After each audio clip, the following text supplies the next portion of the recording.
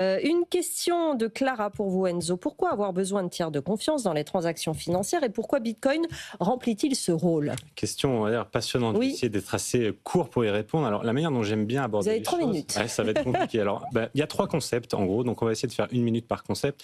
Le premier, c'est que, si vous voulez, on fait un petit retour dans le passé et on regarde dans l'historique, c'est-à-dire que on retrouve les premières traces d'échanges entre les peuples au 6e siècle avant Jésus-Christ. Et ce qu'on imagine, c'est qu'avec la sédentarisation et l'expansion des cités-États, est né le métier de banquier d'aujourd'hui, puisque pour pouvoir assurer le change entre ces différentes cités-États, est né le métier de banquier. Alors, tout simplement, il y avait des bancs à l'entrée de ces cités avec des gens qu'on appelait des bancas qui étaient assis sur ces bancs, qui sont devenus les banques, qui s'assuraient de pouvoir faire le change entre les différentes cité-État. Donc là, on s'aperçoit qu'il y a la première apparition, on va dire, d'un tiers de confiance qui va venir assurer une transaction. Et pourquoi? Puisqu'il y a toujours une asymétrie de l'information lorsqu'on fait une transaction.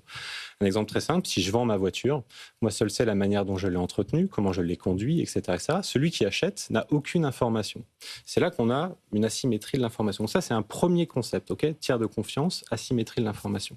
Deuxième concept, c'est ensuite, 16e siècle, on va dire, 17e siècle, c'est chez les Génois, puis à Venise, l'invention du livre de registre. C'est-à-dire qu'au lieu de réaliser toutes les transactions au moment où ils doivent les réaliser, ils vont noter dans un grand livre l'ensemble de toutes les transactions qu'ils effectuent pendant l'année et à la fin d'année vont faire un bilan comptable de tous les crédits et débits qu'ils se doivent entre eux pour faire une opération dite de settlement. En fin d'année, plutôt qu'avoir fait toutes les transactions, on en fait une grosse qui va reprendre en cours toutes les dettes et tout ce qu'on a. Donc ça, c'est le deuxième point.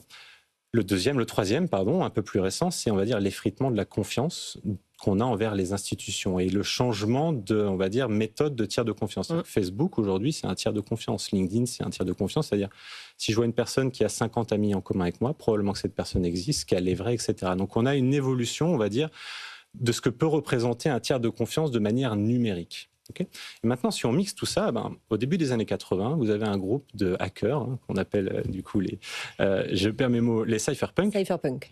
qui se sont dit, mais comment est-ce qu'aujourd'hui on pourrait se sortir de ces institutions et de leur contrôle sur les transactions, et donc comment, entre nous, opérer un réseau de paiement entre acteurs inconnus qui ne se connaissent pas.